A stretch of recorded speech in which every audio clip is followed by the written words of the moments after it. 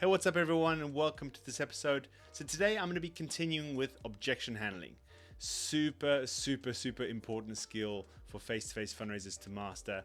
It essentially allows you to be more effective with the conversations you're already having, right? It improves your conversion rate, ultimately leading to better results and high performance. So a really crucial skill.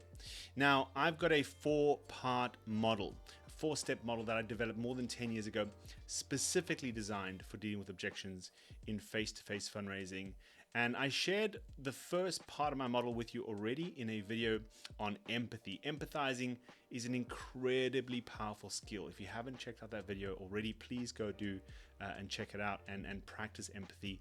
Empathy is where we lower people's defensiveness, where we get people to be open to a new perspective, which leads into today's video, which is the second step. The second step is reframing the objection that they've given us. So what's reframing all about? Well, it's the step in which we're going to actually respond directly to their concern or to their objection. It is sometimes called responding or even rebuttaling. Now, I don't call it either of those two terms because both suggest we're in opposition, like it's us versus them, trying to win an argument or push back with a clever reply. But in effective objection handling, we're not trying to win, we're trying to guide. We want to sit at the same side of the table as the other person, helping them to see things differently and make a positive decision. Most objections are false.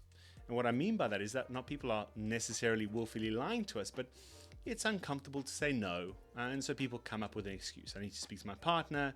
I want to do it later online.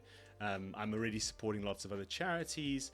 You know, these are objections that people say, and sometimes for sure they would be true and valid. But most of the time, they're really just giving you an excuse, right? So trying to solve an excuse, trying to solve something that doesn't actually really exist, I don't think is very productive. And you also don't want to attack their objection, which only gets their heels dug in even further. They get even more defensive and they aren't going to be very open to what you have to say. So reframing is really about trying to change their perspective on the way that they're seeing what you're asking them for. Now, this step is a bit difficult for me to create a video on because there's lots of different ways you can do this reframing. Depends on the cause, the culture, the organization, how things work. There's different unique selling points that each organization or cause has, and you can lean into these. There's lots of different ways that you can approach a reframe. I'll give you a couple of examples, but if you do want more support on your particular situation, your cause, drop me a comment below or join the community and you can ask me then. I can see if I can create some time to help workshop that with you. But yeah, there's lots of different ways you can approach this. The big idea here is not to try and solve their issue, is not to try and attack what they've said, but actually just try and shift their perspective, help them to see that actually it's great, it's easy, it makes a big difference. And this is definitely supported by the next step where you're going to go into inspire, which is where you tell them another story, where you give them some more inspiration. So how do we reframe? Well, we want to try and come at it from a different angle and try and highlight a few things that hopefully can help them to see that actually it really is easy to support and they could do it today. So for instance, if I was working with an organization that had a very flexible gift amount, you know, I've worked with organizations that you can choose what you give, obviously at a certain minimum, but you can generally flex it quite a lot.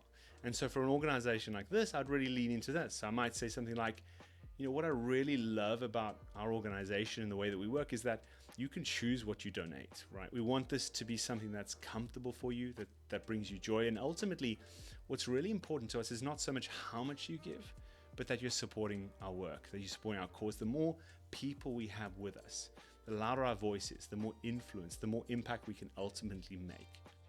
So let's look at the opposite side of the spectrum. Let's say I was working with an organization that did child sponsorships, very fixed amount and usually quite high.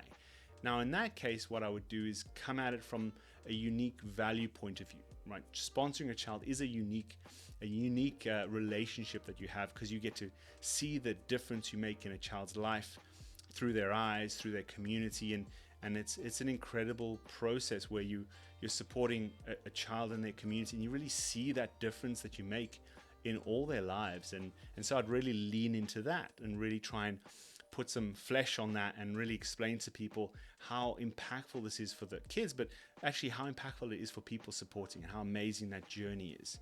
And so I might kind of come at it from that angle.